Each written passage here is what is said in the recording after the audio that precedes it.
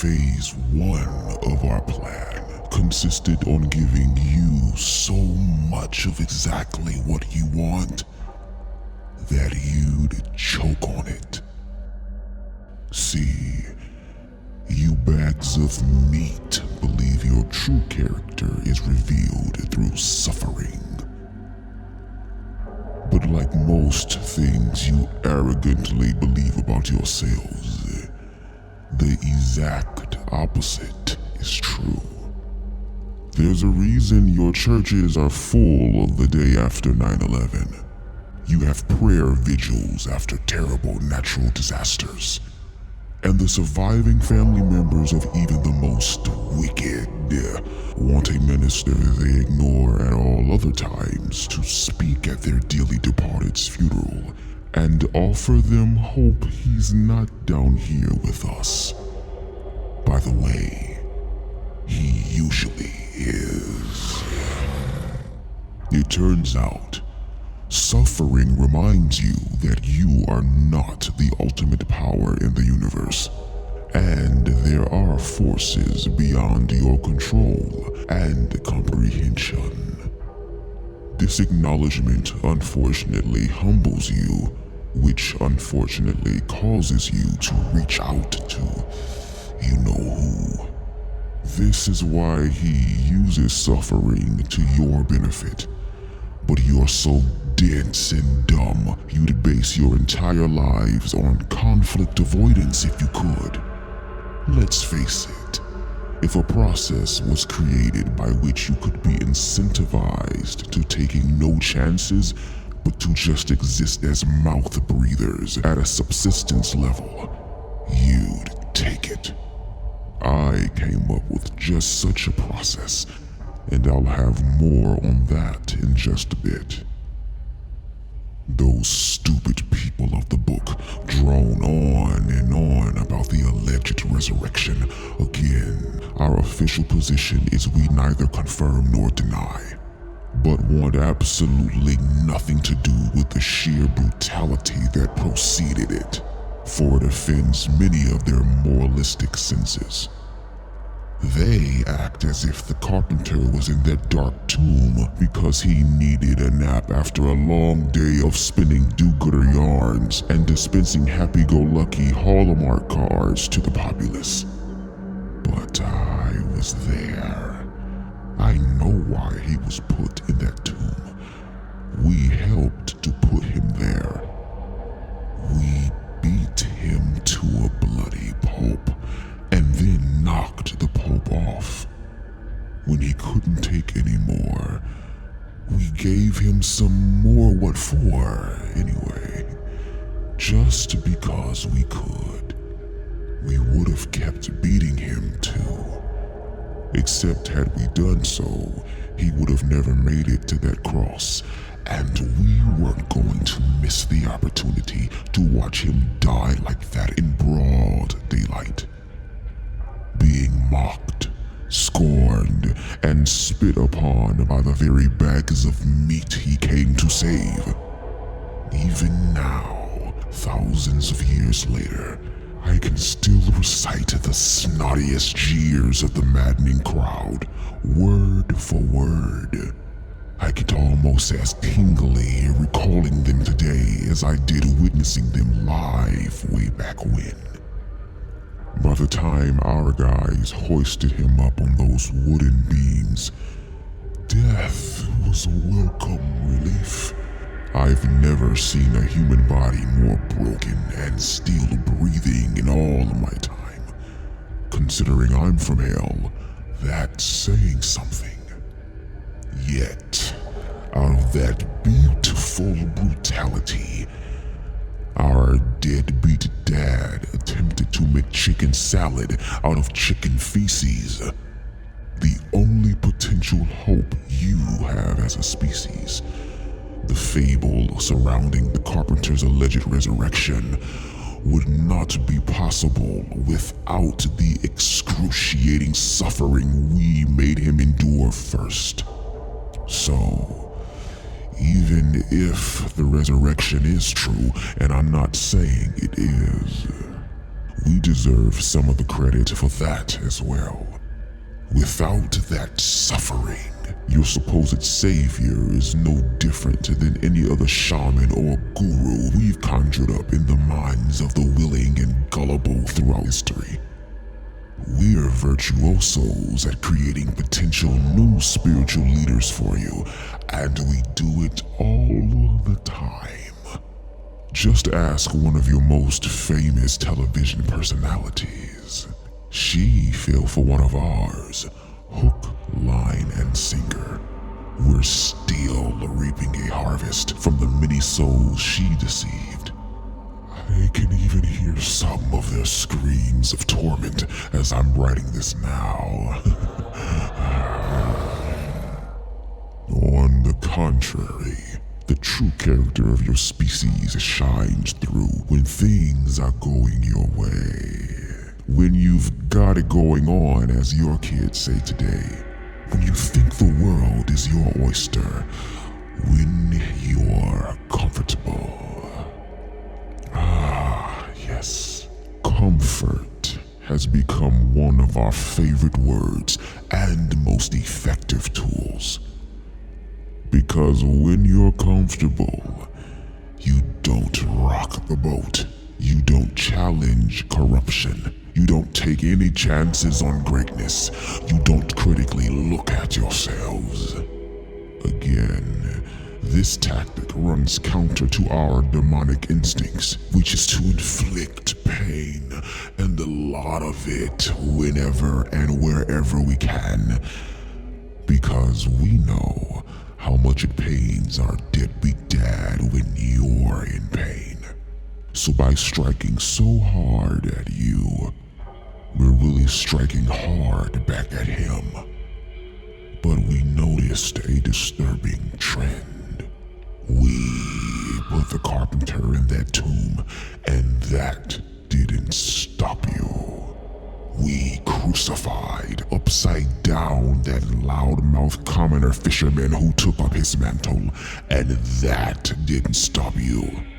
Hell, back in the day, we spilled so much blood from their followers in places like Egypt and Asia Minor. Your present-day Turkey, for those of you in public school. We painted the sand crimson. But that didn't stop you either. It seems as if your species rallies around its martyrs. Thus, our current policy is only to start killing your heroes when it's apparent they cannot be compromised, because they're usually more dangerous to us dead than alive. That makes heroes a tricky business. One of your recent hit superhero movies, made by a rather insightful bag of meat, put it well, and I'm paraphrasing somewhat here. If you make yourself more than just a man, a symbol, you become something else entirely, something incorruptible, a legend. Legends are a pain in our ass. Take for example, when this snot-nosed shepherd kid got lucky once with a slingshot. What is his name? Yes, I know it was David, you numbskull. I've just chosen to forget. Haven't you ever heard of sarcasm? For days on end, our man stood there, a giant among the rest of these troglodytes, taunting those gutless Jews into utter fear and submission. I had never seen anything like it. I mean, sure, I've seen your species afraid before. I don't call it a day until I witness at least one of you in fear of something we concocted. Fear is to us what oxygen is to you. We can't go without it for too long. But an entire army of allegedly grown men afraid of just one man. That was a new one, even on me. and I have gotten extremely low expectations for your species. Yet, here comes this mouthy kid and his 5 smooth stones. He nails the luckiest shot in the world to take down our guy, and suddenly, his countrymen figured out they really did have a pair after all. Thus, a legend was born to which your species still clings to this very day. Pathetic. We can't even stand your secular legends, let alone the divinely inspired ones. Take your Superman, for example. He's supposedly a secular messiah, loosely inspired by a combination of the stutterer, you know him as Moses, and the carpenter.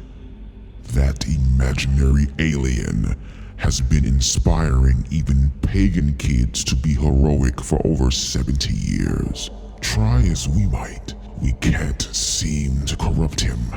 We thought we were going to do him in when that daffy Tim Burton decided to change his whole story and cast franchise killer Nicolas Cage, of all people, as some postmodern poster child back in the 1990s. But damned if the studio didn't halt production right before we ruined the character for good. Now he's back, and in his latest movie, he visits a priest in a church for guidance, and it's the dastardly villain who says she's on the side of evolution. The demon general who oversees your Hollywood was punished severely by my master for allowing that to happen. I won't give you his name, though. He's been shamed enough. Seriously, what kind of an all-powerful being visits a dopey priest from Kansas, or anywhere else for that matter, for guidance? Oh, and Superman still loves his mama too. What a complete and total fucking hack.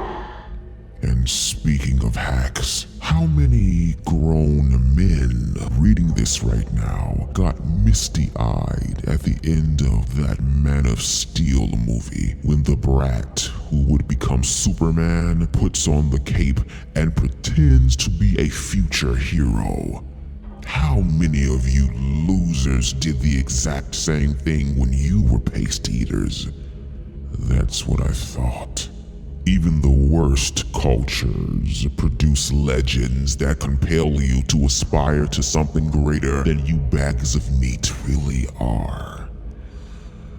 It's unavoidable, really. Since you're made in his image, you're cursed with the same hero complex he has.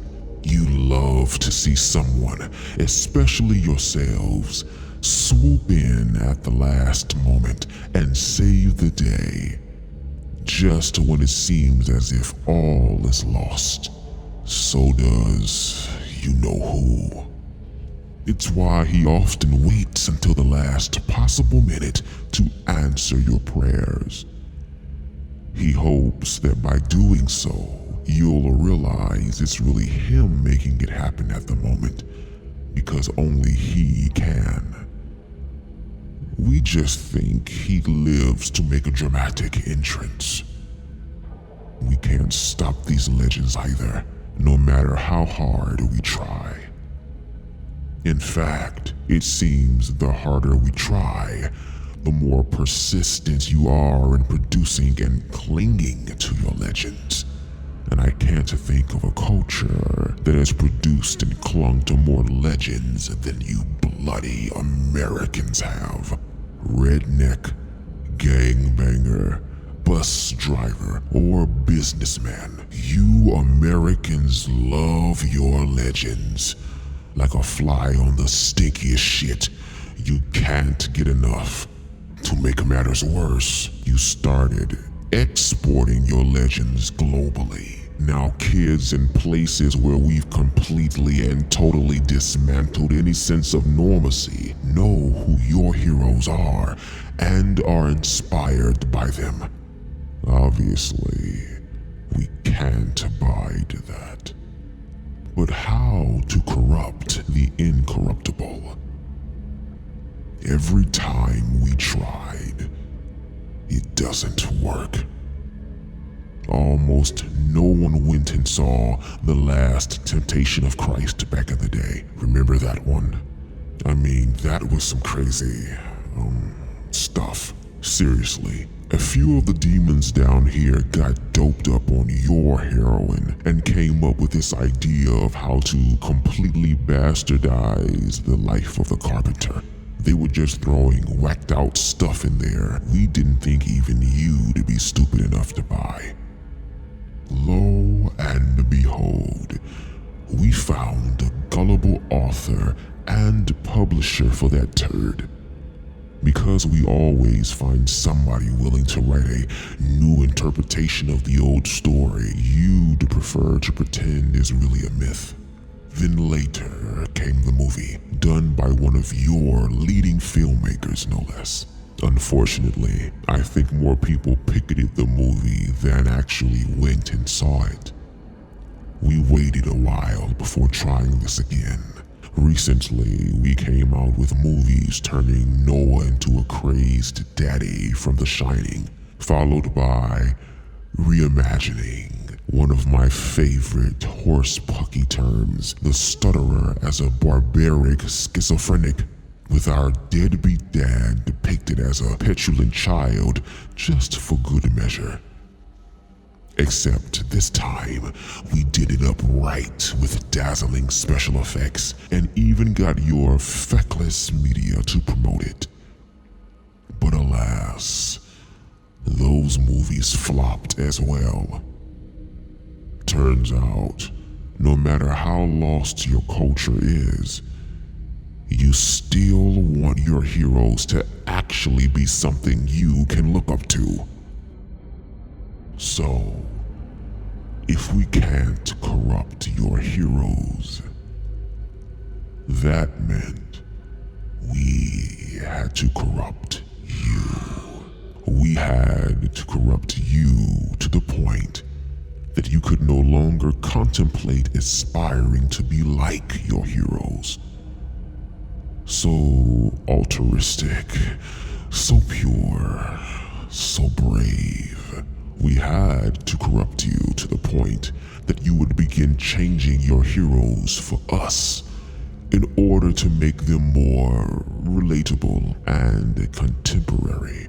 We had to convince you that on one hand, you're just fine the way you are and human nature is basically good. But on the other hand, convince you that attempting to rise above your base nature was arrogant and judgmental. At first blush, these would seem to be contradictory notions and thus an impossible task. But that's why I get paid the big bucks.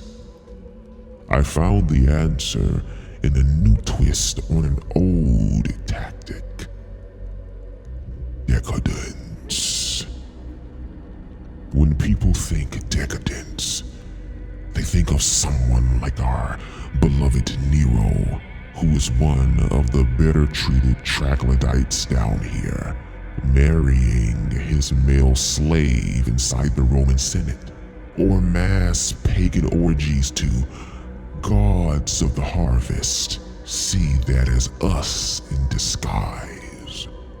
It's doubtful your culture will ever go for such overt public decadence, because even now, there's sadly still a strong element of those within your borders who wish to follow you-know-who.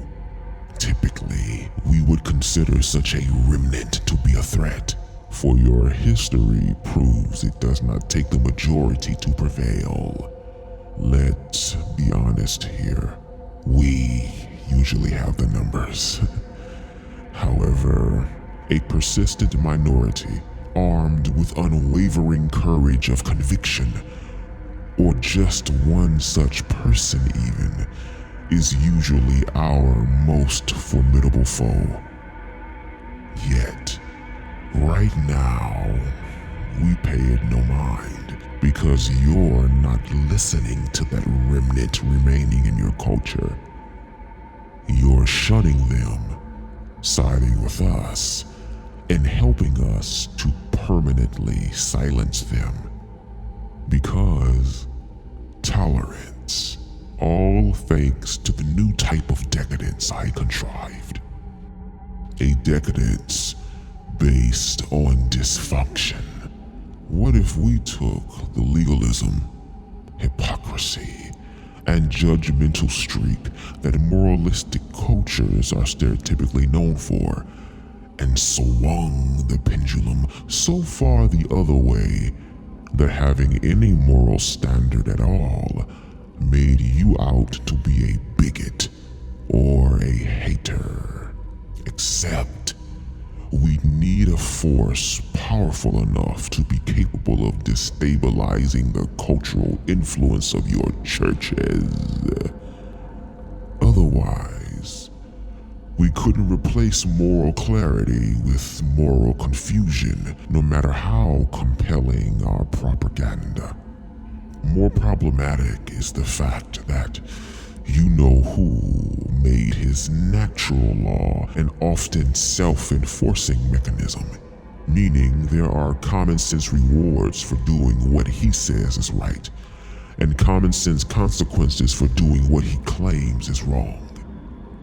Even in your most debauched state, you tend to respond to those common sense stimuli more often than not. So, we'd also need a force powerful enough to incentivize you to ignore the reality written in your DNA. When I posed this hypothesis to my fellow demon generals, their snarky corporate response was akin to your dismissive, "Good luck with that."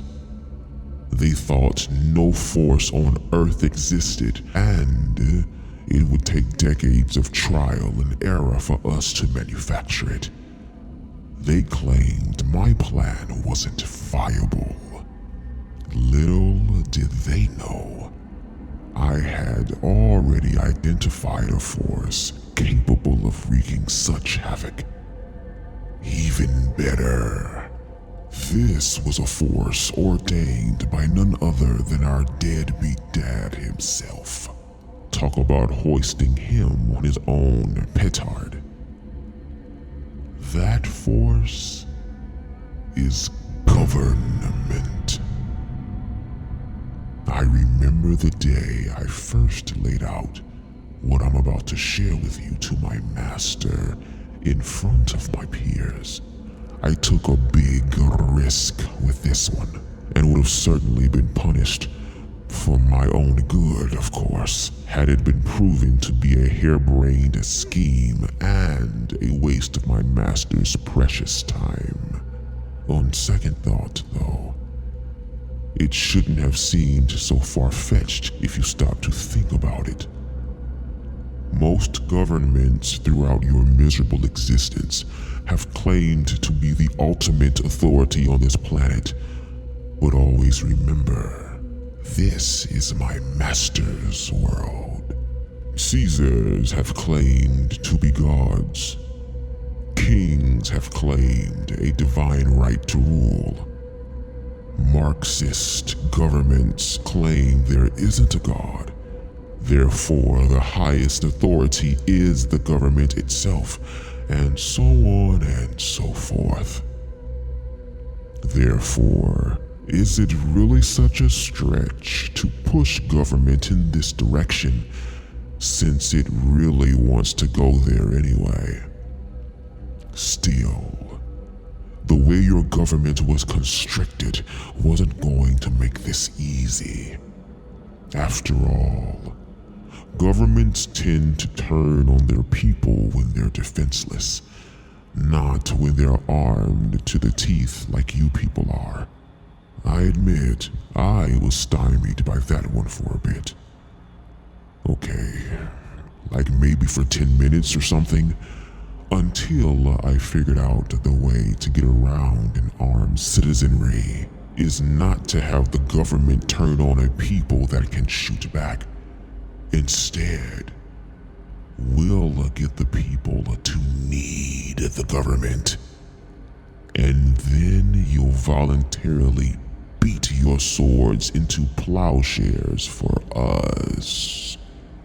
Unfortunately, that begged another question.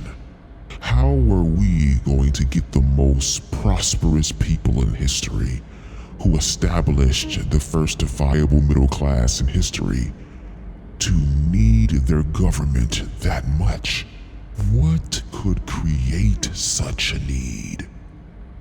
The breakdown of the family would do it. But how to go about it? It's not like we could start out with a "your family sucks" message.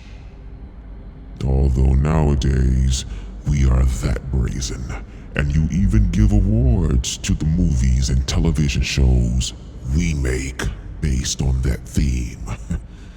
Nonetheless, even you bags of meat are too smart to fall for a full frontal assault at first. Which is why you never see my master wearing a red unitard complete with a pitchfork. Although I bet he'd rock the fuck out of that if he did. Thus, coming right out and saying, "Get hooked on the government so we can destroy your most fundamental institution," probably wouldn't sell. But using government to save the family sure would. So, to save you, we evolved your social safety net into a full-fledged welfare state.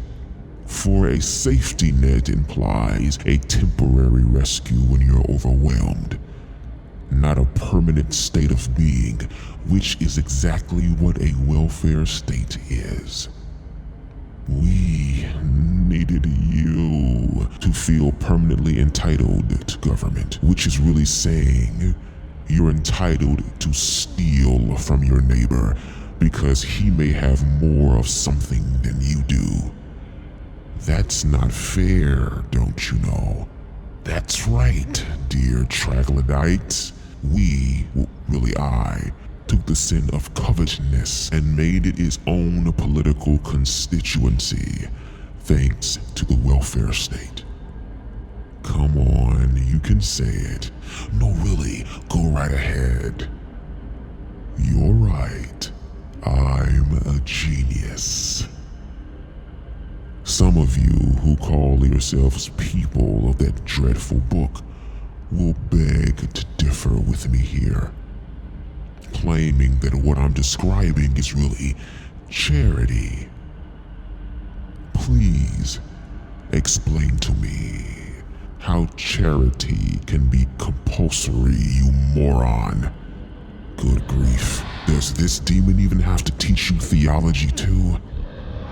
Doesn't that dreadful book say, "You know who loves a cheerful giver"? Are even your bleeding heart liberals cheerful when they file their taxes? Wasn't one of the genuflecting statistics on cable news recently busted for owing more in unpaid taxes than 75% of Americans make in a year? Do you know of anyone who volunteers to pay even more taxes than what they're required in the name of charity? Of fucking course not. I'm not sure what's sillier, your species or the argument it devises and devours hook, line, and sinker sometimes. Since it's obvious I'm more familiar with the teachings of that dreadful book than many of you are, and why that's the case will be explained later on. Allow me to let you in on a little secret. The point of charity is to demonstrate the love of you-know-who to those of you who don't know him as intimately as true believers do. Sitting back and watching Auntie Sam confiscate a good portion of your earnings before you even see them isn't charity.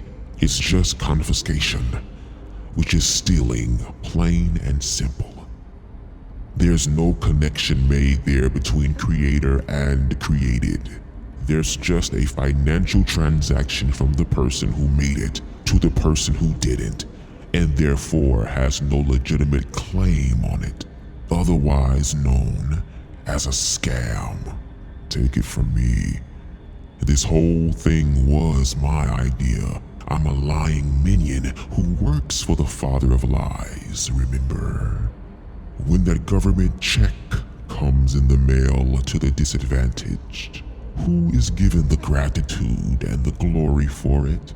Is it you know who?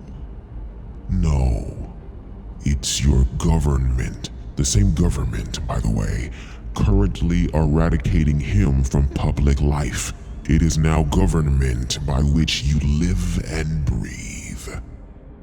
Once government becomes the source of your provision, it will eventually become the source of your everything else as well. Morality, education, law, etc. Even here in hell, the truth is, whoever cuts the check is the one calling the shots. The welfare state operates under the premise that the reason people make bad choices isn't because your species has fallen from grace and is in need of redemption, but that people just lack the resources needed to be equal with those making good choices. So, we take from the people who took advantage of their opportunity to make it, which undermines the meritocracy that made you the envy of the world, and give it to people who have yet to. That's killing two birds with one stone. First, it creates class division. Justice is no longer blind, and the man is keeping you down, giving you a convenient excuse for all the stupid stuff you do that keeps you from making it. You then break down into tribal survival of the fittest, with government also made up of flawed human beings, but you often overlook that, playing referee among the masses. This also creates a capricious society where the rule of law no longer applies, because the rules can always be changed by the next election based on whose passions are the most inflamed at the time. This uncertain dynamic keeps stoking the flames of discontent. Now you're no longer a melting pot of disparate peoples forging into one, but a culture awashed in chaos. And never forget, we are agents of chaos. Second, it also convinces the people on the receiving end of the welfare state that they're just fine the way they are. There's no need for them to take responsibility for their own lives and attempt to reach their divinely given potential. As a result, they're essentially caught in no man's land, too poor to truly be independent and free, too well off to want to. For example, a recent story out of Pennsylvania found a single mother could earn over $80,000 per year in various welfare state benefits. Now, instead of passing on your American dream, you're passing down cycles and generations of dependency. Of course, not everyone who stumbles in life does so from a self-inflicted wound. Sometimes, bad things do happen to good people, which are some of my most joyous occasions. Sometimes the rich and powerful prey upon the poor and helpless. Sometimes the corporation preys upon its employees. Sometimes races and ethnicities prey upon one another. But this, again, is a result of the fact you're rotten at the core. That whole original sin thing we've convinced you is a religious myth, but is as true can be. By doing so, we were then able to convince you that pretty much everybody in an inferior position in the culture is automatically a, and say it with me now, you fleshbags, victim. The introduction of victimology into your culture was the Rosetta Stone that unlocked the rest of what you'll read in this book, and is also the primary reason you're doomed. No one is accountable for their actions anymore. Everyone has an excuse, and if you don't accept the victimhood, then you're guilty of an offense worse than the one committed by the offender. You're a hater. Originally, it was just those of a more liberal persuasion who bought into this, with women and minorities perpetual targets of some sinister yet unseen institutional white male privilege that gave everybody a get-out-of-jail-free card for their lot in life. Listen, I know what real white male privilege looks and feels like. I and some of my brethren literally possessed the bodies of those racists who doused blacks with high-pressure water hoses back in the day. I lynched a few in my time as well. Now that is some real white male privilege for sure. You don't know what white male privilege truly is nowadays. You're so stupid that even after electing a black man to be president who attended a racist church that took its words right from our script, you're still suffering from white liberal guilt. This brings me to a quick sidebar. You want to break the heart of your creator, then do these 3 things in no particular order. Become an anti-Semite. Devalue and oppress a fellow human being because you deem them lower than you based on race, creed, color, economic status, etc. Massacre your own children. You will grieve the most powerful being in the universe if you do these 3 things. Because his most important commandments are to love him with everything you have, and then to love your neighbor as you love yourself. You can't obey those commandments if you commit acts that so blatantly go against his nature, such as these. But I digress. Since I and all of hell give a fuck about obeying him, we do these things in abundance, whenever and wherever we can. If it feels good, do it, we always say.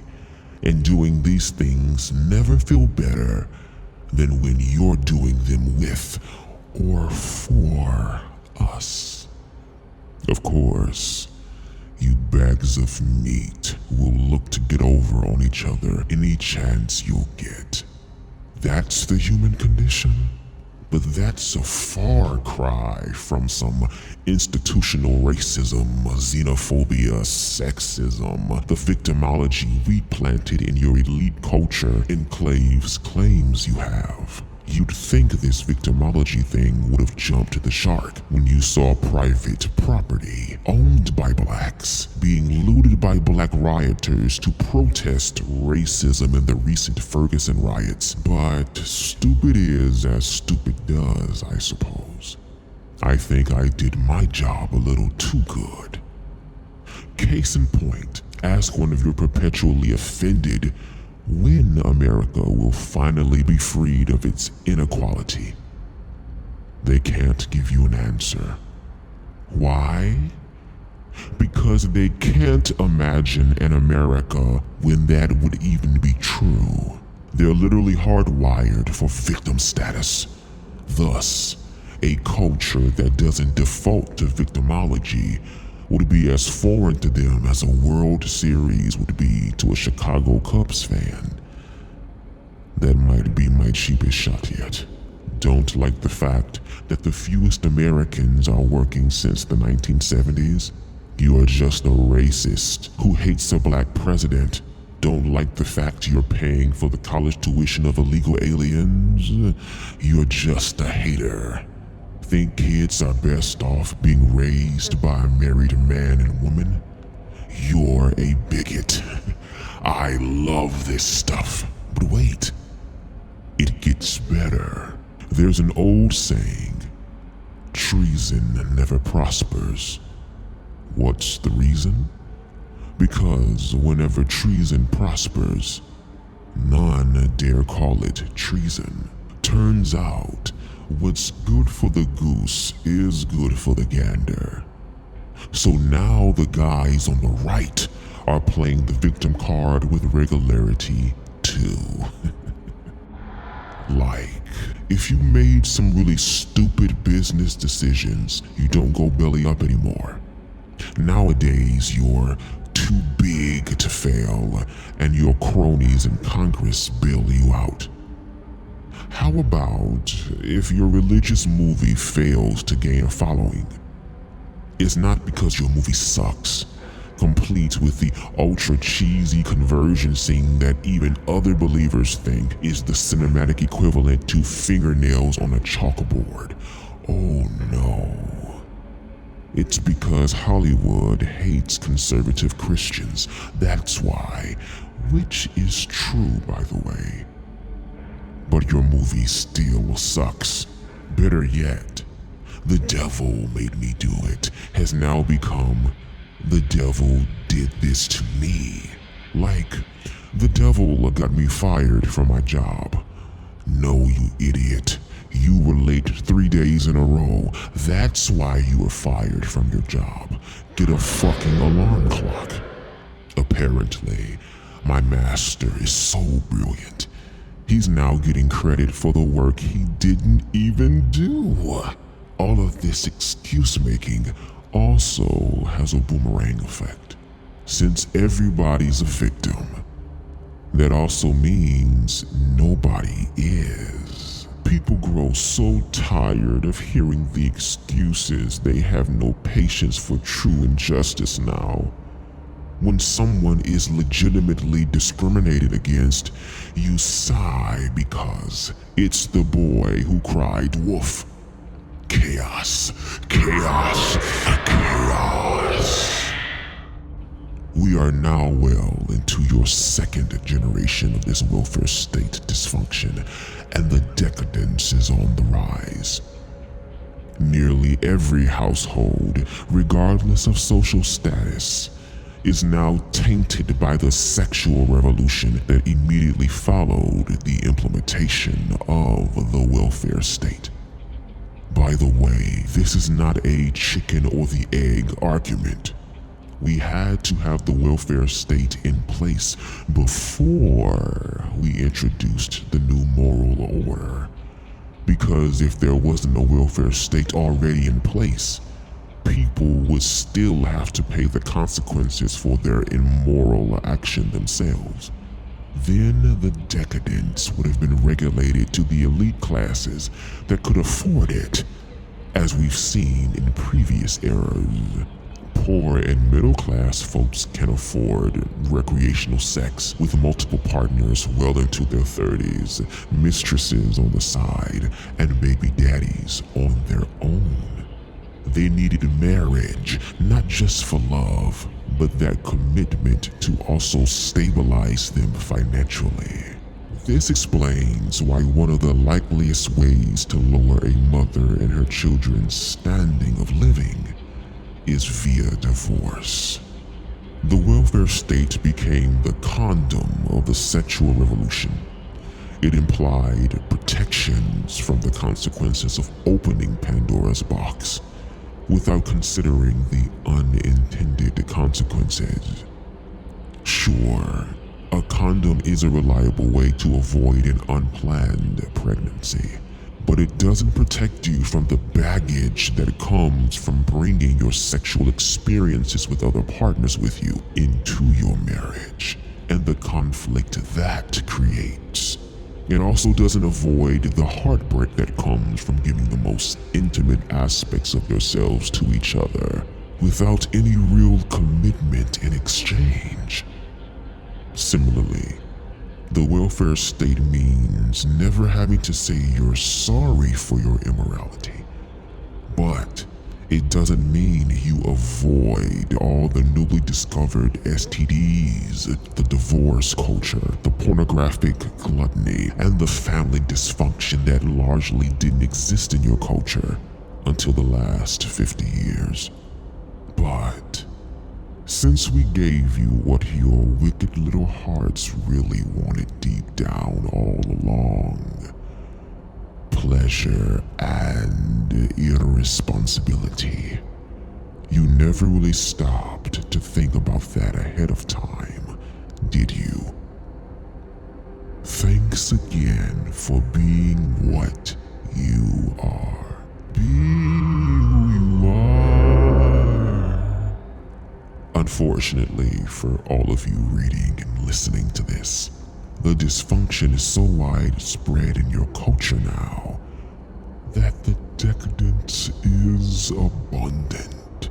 For evil's sake, I've seen studies that show a healthy segment of your own pastors are currently struggling with chronic masturbation. There are so many sheep without a shepherd. Needless to say, down here, we are downright giddy about that. See, with every household now tainted by the decadence, there is no longer a standard to be held accountable to. For anybody that attempts to hold someone else to a standard higher than your base desires is automatically a hypocrite, because at some point, they would have partaken in the decadence too. And the lowest form of knuckle-dragger to be nowadays is a hypocrite. Of course, you could easily combat that argument with humility, transparency, and accountability. In other words, admit that you have also sinned against you-know-who. Ask him for forgiveness and the strength to overcome your weakness, and open yourself up to accountability to do right going forward. Then admit when and if you do stumble in the future and get right back up again. But I think we both know you won't do that. You're proud of your dysfunction, and you should be. You're good enough, you're smart enough, and goddammit, people like you own your decadence. No one is the boss of you. Anybody that doesn't affirm what you desire is a racist, hater, bigot. A judgmental hypocrite who's condemning you for doing what they're probably doing as well. I say fuck them, and so do you.